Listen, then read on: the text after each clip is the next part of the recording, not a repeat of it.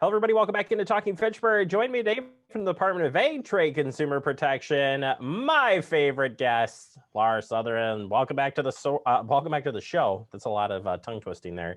How are you doing today? I'm good, Jeremy. Thanks for having me.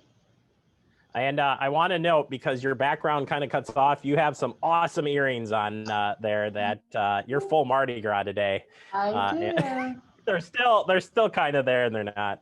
It's all. There it goes. Yeah, perfect. Looking good. Let's jump right into this. We're going to talk about top 10 scam reports that came in January, and pretty much all under the imposter scams. And from a lot of friends and family, the 2, 3, and 4 that we talk about today, and which you'll find out in just a second, people have been getting a lot of these imposter scams. So before we talk about each individual imposter scam that's going on, tell people what is an imposter scam and what are they doing overall? Yeah, so imposter scams are scammers that use a little bit of information that may be important to you to lure you in and pretend to be an imposter of somebody you trust. And so they typically take the form of the government or maybe a family member or a business that you trust and you need and you use, and they pretend to be a representative from the government or that business or one of your family members, and they try to steal your money or your identification.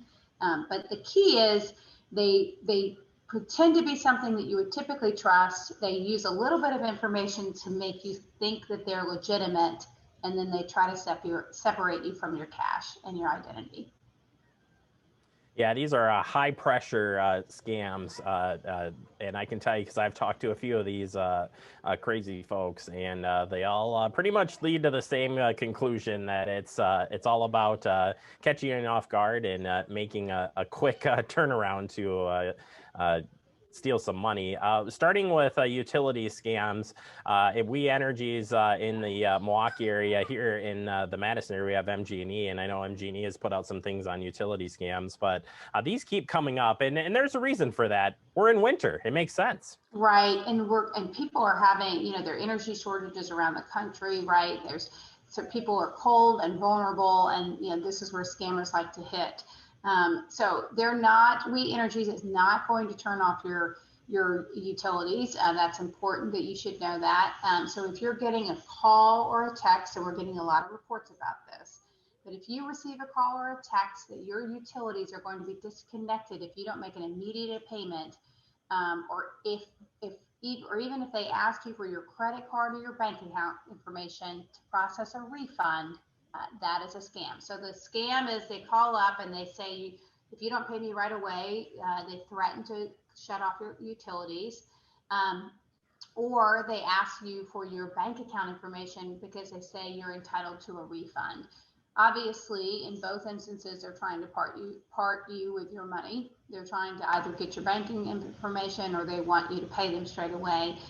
We Energies is not doing that. They're not calling out of the blue and trying to process refunds or cut off your utility. So if you have some concerns, call the provider directly and ask them questions about utilities, because some folks, this is an economic strain right now because of the pandemic. Some people very well may be behind on their utility bills. Work with your utility company directly. Use a phone number that you trust and but don't answer unsolicited calls or texts because they could be a scam. Absolutely. Great information there. And yeah, working with the utility companies, exactly what they say to do in those situations. So great information on that front. Technology support scams.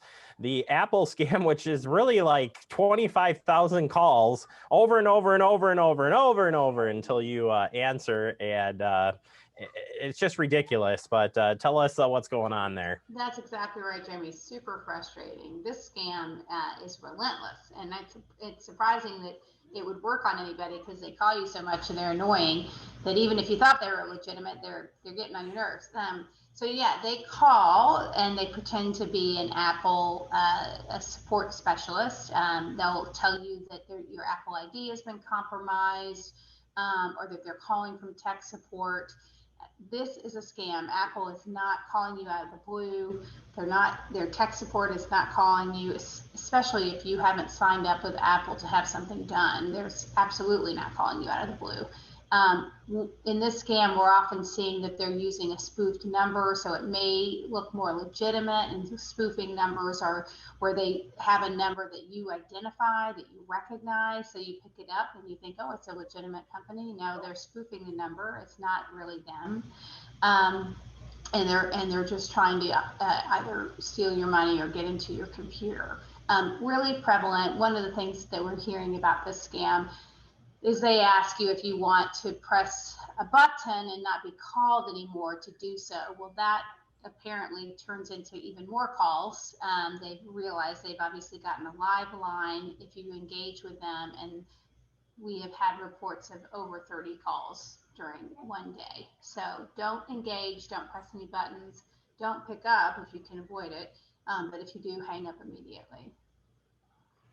Yeah, great information. A very annoying scam at that. Another one that you mentioned off the top with a lot of these are government imposter scams. This one right in there on Social Security, and something we talk about each and every year as well, but still a popular scam out there. That's right. Let me actually circle back to this Apple ID one too, because I realized I forgot to talk a little bit about another component of the scam. There's the calls, but there's also the pop-ups on your computer where they're reaching out to you electronically, and you can click on it, and they're asking to actually remote into your computer to help you with your scam, with your computer technologically. That is a big red flag. If you allow a scammer in through your computer, they have access to all kinds of things. And that's when you see ransomware, malware, any kind of viruses affecting your computer. Ransomware is, of course, when they infect your computer and then you have to pay them to get your computer back. So any tech supports pop up on your email that you don't recognize, ignore that. If you need tech support, you go to a source of information you trust. Thanks for sharing that. That's very important information, and we're lucky enough to have a local Apple store and a couple of retailers that are Apple resellers that do repairs here. So I suggest, if you got a computer issue, take it directly to the an actual person and not try to do these things over the web, because you just never know.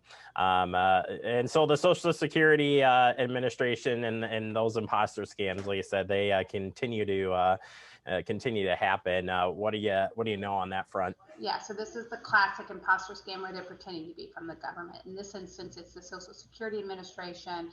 This is coming in form of a phone call, and they usually are telling you that somehow your Social Security number or account is compromised, and that they need you to confirm your Social Security number in order to get to the bottom of it. So that's a big red flag.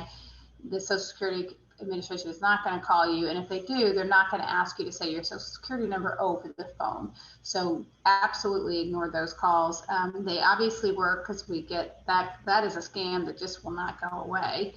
But definitely don't answer that call. Don't by any means ever give out your Social Security number to an unsolicited caller. That is definitely a scam. We'll fit one more in here, and I'm going to pick on the extended auto warranty, because that is, to me, the top telemarketing waste of time scam that I hear from friends and family, and it is just ridiculous, but they just won't stop.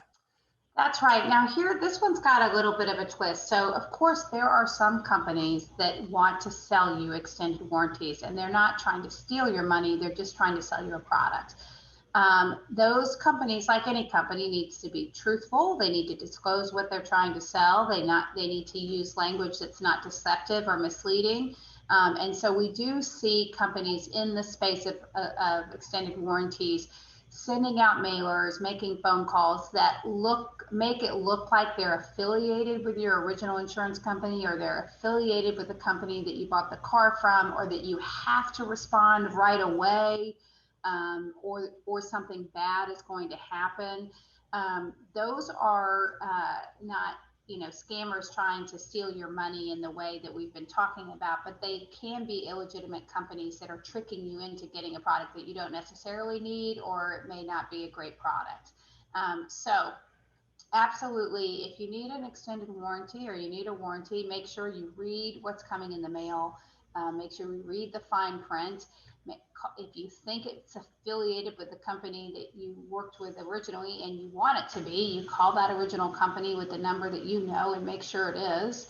And if it looks like it's deceptive to you and it was misleading and you didn't understand it, you know what? File a complaint with the department. We've looked at a lot of these companies and we continue to try to bring those that are crossing the line into compliance. Now, all of them aren't illegitimate and all of them aren't violating the law, but some of them are. So you need to be really vigilant and read that fine print before you sign up for anything. Absolutely. And, I think you hit it on the head. You got to go do your research and, reach out to them. Don't let them come to you. Reach out to them. And that probably will have a little bit better success. And you also said reporting it, very important. For people who want to learn more about imposter scams and a whole lot of more great information, where can they find that? They can come to our website at datcp.wi.gov, and if they want to file a complaint, they can do it there, and they can talk to our specialists at 1-800-422-7128. A lot of great folks at the end of that hotline that can help you get the resources that you need. And I can tell you firsthand that I have worked with online, the complaint form, super easy, and your staff does a great job of responding and looking into the matters. So thank you for your time, Lara. I appreciate it, and we'll catch up with you real soon. Sounds good. Thanks, Jamie, for having me. You bet. Take a quick break. More to come. You're watching Talking Pittsburgh.